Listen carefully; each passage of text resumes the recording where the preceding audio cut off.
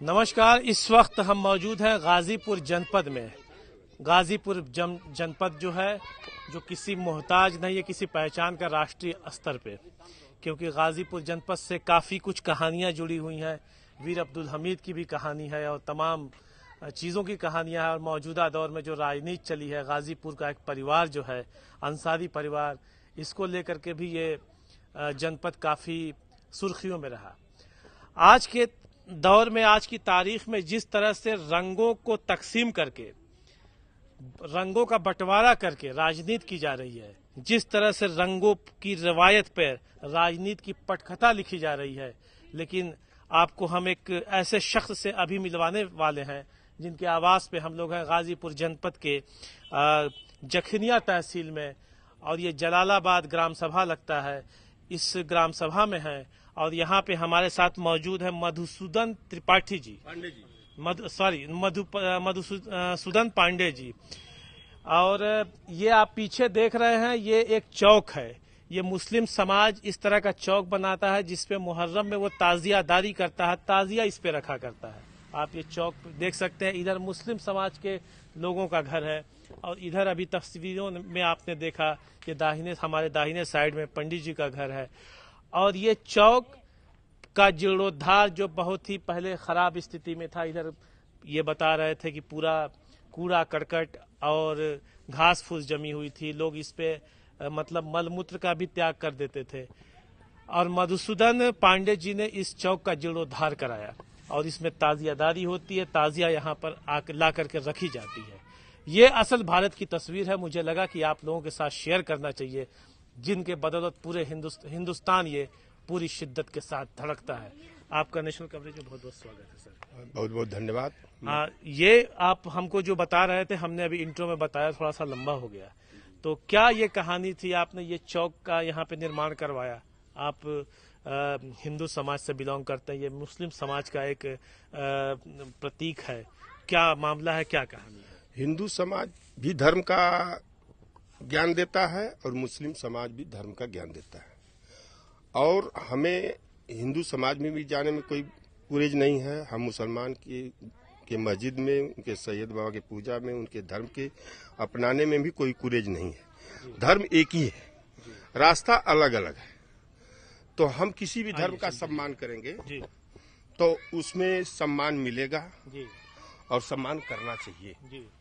चाहे कोई भी धर्म हो, चाहे हिंदू हो, चाहे मुस्लिम हो, चाहे सिख हो, चाहे पारसी हो, हर लोगों का सम्मान करना चाहिए।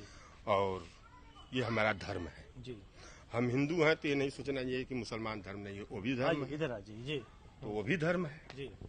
तो जब ये हुआ तो ये जंगल था, तमाम कूड़े करकट थे। बुच्ची अंसारी का ये जगह था। पूर्वज बताते थे कि उन्हीं के घर का एक ताजिया उजिया रखी जाती थी, दीपक भी जलाते थे। जब हम इधर हुए तो मैंने इसको बनवाया। उनके लड़के को बुलाया, सोनू मिस्त्री को, कहा कि हम सीमेंट बालू की व्यवस्था दे रहे हैं, सारी दे रहे हैं, इसको जुड़वा दिया जाए। कहना ठीक है बाबा, हो जाए तो बहुत बढ़िया। मैंने इसको बनवा करके आज यहाँ के लोग खुशहाल हैं। एक अकबर बन पार्टी है, जब से उनके परिवार के लोग यहाँ पूजा पाठ करते हैं ताजिया के समय और अपने त्योहारों पर, आज वो परिवार बहुत आगे गया। तो किसी भी धर्म को हम मानेंगे, उनका सम्मान करेंगे तो भगवान रास्ता देगा हमको आगे जाने का। भगवान तो एक ही है, जिस रूप में याद किया जाए आवाज तो पहुंचती है, चाहे जिस नाम से याद किया जाए। तो ये मतलब जब से इसका जीर्णोद्धार हो गया, आप लोग का ऐसा आभास है कि इस क्षेत्र में खुशहाली है, खूब खुशहाली है। इसका जगह का रौनक भी बढ़ गया। सुबह सुबह हम लोग उठते हैं तो दर्शन भी करते हैं चौक का, तो इसका भी हम लोग को लाभ मिलता है। मालिक किसके बहाने किसकी व्यवस्था देते हैं कोई जानता नहीं है।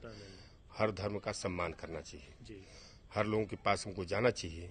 जब हम मुस्लिम भाई के साथ बैठेंगे, मौलाना के पास बैठेंगे तो उनकी तकरीर को सुनेंगे तो उससे ज्ञान मिलता है। जब उनके पास जाएंगे नहीं तो हमें उनका ज्ञान कैसे प्राप्त होगा? तो इसलिए हमको जाना चाहिए और हर धर्म का सम्मान करना चाहिए। हमारा जलालाबाद गांव चाहे हिंदू हो चाहे मुसलमान हो, होली के त्यौहार में देखेंगे तो मुसलमान भी यहाँ होली खेलते हैं, भाई बंदी सारे लोग मिल करते हैं। अभी मुहर्रम था, आप मुहर्रम के दिन आए होते सर तो आप देखते यहाँ हिंदू मुसलमान से ज्यादा हिंदू लकड़ी खेलते हैं। हिंदू सबसे ज्यादा भाग लेते हैं ताजिया में। यहाँ एक मिसाल है जलालाबाद की, यहाँ के एसडीएम प्रशासन भी कहता है कि गजब जलालाबाद गांव है, आज तक कोई झगड़ा झंझट नहीं हुआ। और जगह तो प्रशासन परेशान हो जाता है, लेकिन यहाँ 3 बजे भोर में लोग ताजिया विसर्जन करते हैं, लेकिन कोई दिक्कत नहीं होती, प्रशासन चला जाता है। हमारे द्वार पर लोग बैठते हैं, यहीं से 2 बजे रात को चले जाते हैं और सारे मुसलमान भाई आते हैं, कहते हैं सर आप जाइए, अब यहाँ कोई दिक्कत नहीं है। तो हमारे गांव में आज तक ऐसी कोई बात नहीं है। किसी ने कहा था ना कि जहाँ पे होली और ईद मिलजुल कर लोग मनाते हैं, उसी माहौल को हम लोग हिंदुस्तान कहते हैं। इस माहौल का ये जीता जागता गांव एक उदाहरण है जलालाबाद, जहाँ पे पंडित जी ने बतलाया कि ईद भी मिलजुल के मनाई जाती है, मुहर्रम की लकड़ियों में हिंदू लड़के शामिल होते हैं और होली के गुलाल में और रंग में मुस्लिम शामिल होते हैं। अच्छा, ये बताइए कि आज के दौर में आपको क्या लगता है कि जिस तरह से राजनीति की जाती है रंगों में बांट करके, जैसे अभी ये हुआ कि कांवड़ यात्रा चलेगी तो इस दौरान सड़कों पे जितने दुकानदार होंगे सब लोग अपने नाम की तख्ती लगा करके रखेंगे कि कौन है, किस बिरादरी का है, किस धर्म का है। इसके बारे में आपका क्या कहना है? ये भारतीय जनता पार्टी की राजनीति है। भारतीय जनता पार्टी बांटने का काम करती है, यही जिंदगी भर राजनीति की है, यही करेगी ये। अब इनका भी समय आ रहा है, सूर्य उदय होता है तो अस्त भी होता है। अब भारतीय जनता पार्टी का समापन की तरफ है कि कितना हूँ हिंदू मुस्लिम बना लें, ये झगड़ा लगाने का काम भारतीय जनता पार्टी का है। इससे क्या मतलब?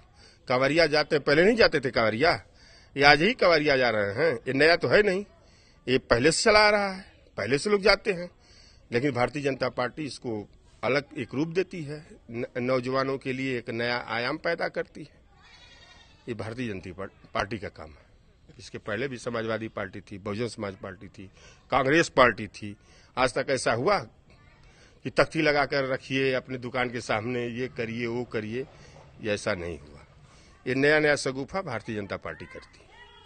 ठीक है, लास्ट में एक छोटा सा ही सही, आप समाज सेवक हैं, समाज सेवा करते रहते हैं आप, और इसी तरह से एक एक यूनिट मिल करके एक बड़े बदलाव की तरफ समाज जाता है, छोटी छोटी चीजों से मिल करके।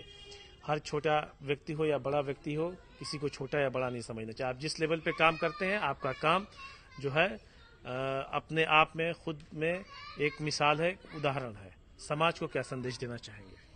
समाज को संदेश है अपना काम करना चाहिए, वर्क करना चाहिए। अच्छा काम करेंगे समाज आपकी प्रशंसा करेगा। आप अपने कर्म पर विश्वास करिए और यहाँ मिलजुल कर रहिए, सबको भाईचारा बना के रखिए। आनंद उसी में है। किसी को बांट करके बेव्यवस्था फैला करके आप विकास नहीं कर पाएंगे। विकास करना है तो सबका सम्मान करेंगे, तभी आगे बढ़ेंगे। पड़ोसी के बारे में आप कह रहे थे, बहुत एक अच्छा शब्द आपने बोला। आजकल देखा गया कि ज्यादातर लोग पड़ोसियों से अच्छा संबंध नहीं रखते। जैसा कि इस्लाम धर्म में भी कहा गया है कि आप हमेशा से ये ख्याल करिए कि आपका पड़ोसी कहीं भूखा तो नहीं सो रहा है, अपने खाने से पहले उसका भी ख्याल करिए। अगर उसके घर खाने को नहीं है तो कुछ न कुछ पहुंचा दीजिए। तमाम तरह के कोटेशंस हैं। पड़ोसियों पे आपने जो बात कही, अभी हमारी बात हो रही थी रास्ते में, मुझे ये बात बड़ी अच्छी लगी और वहां का मुझे रेफरेंस जो है, कॉन्टेक्स्ट याद आ गया। तो आप एक बार माइक से बोल दीजिए पड़ोसियों के बारे में, पड़ोसियों के हक के बारे में आप क्या कह रहे हैं? पड़ोसी को देखिए भाई साहब, ये ध्यान देना चाहिए कि पड़ोसी को हरदम खुशहाल रखना चाहिए। अपने पड़ोसी को जब आप खुशहाल रखेंगे तो पड़ोसी पहले आपके दुख दर्द में आएगा। हमारी तबीयत खराब थी, हमारे एक मौलवी साहब थे, हम आपसे बताएं कि हमारी वो तबीयत खराब को सुन लिए, बकरी का दूध रोज बेचारे ला कर देते। उधर मौलवी साहब कैमरे से दिखाओ ना। जी उधर है। बोलते रहिए, आवाज रिकॉर्ड। और मौलवी साहब थे, हमारी तबीयत गड़बड़ सुन लिए वो, और बकरी का दूध रोज 1 गिलास ला कर देते थे। तो हम लोग का सिद्धांत है, चाहे कोई भी हो, पड़ोसी खुशहाल रहे, पड़ोसी खुशहाल रहे। और जब पड़ोसी खुशहाल रहेगा तो आप भी खुशहाल रहेंगे जी। तो यह आदमी को ये बना के रखना चाहिए जी, इंसान को, कि हरदम पड़ोसी खुशहाल रखना चाहिए जी। पड़ोसी कभी तकलीफ में है तो उसके दुख दर्द में बांटिए, आप हिस्सा बनाइए। पूर्वज कहते थे कि अगर उनके घर में धुआं नहीं निकल रही है तो आप उनसे पूछिए कि क्या बात है कि खाना नहीं बना है। तो उस पड़ोसी के घर जाकर पूछिए आप कि खाना नहीं बना है क्या। पड़ोसी के घर से अगर धुआं नहीं निकल रहा तो आपका फर्ज है कि आप पता करिए उस पड़ोसी क्यों नहीं उसके घर खाना बन रहा है। अगर नहीं बना है तो उसका इंतजाम करिए, उसको खाना खिलाइए। दूसरे को जब आप खाना खिलाएंगे तो मालिक आपको खाना खिलाएगा। आप दूसरे को मदद करिए, सहयोग करिए। जब पड़ोसी खुशहाल है तो आप अपने आप खुशहाल हो जाएंगे। तो हमारे यहाँ पहले प्राथमिकता हमारी पड़ोसी को होता है। बहुत बहुत शुक्रिया और मिल के आपसे बहुत अच्छा लगा। क्या लाइन आपने बोली कि अगर पड़ोसी के घर से धुआं नहीं निकल रहा है तो आप पता करिए कि बात क्या है। बहुत बहुत शुक्रिया। इसी तरह से किसी और शख्सियत से, किसी और व्यक्तित्व से हम मुलाकात आपकी करवाएंगे और आप देखते रहिए डिजिटल प्लेटफॉर्म पे हमें। बहुत बहुत शुक्रिया। नमस्कार।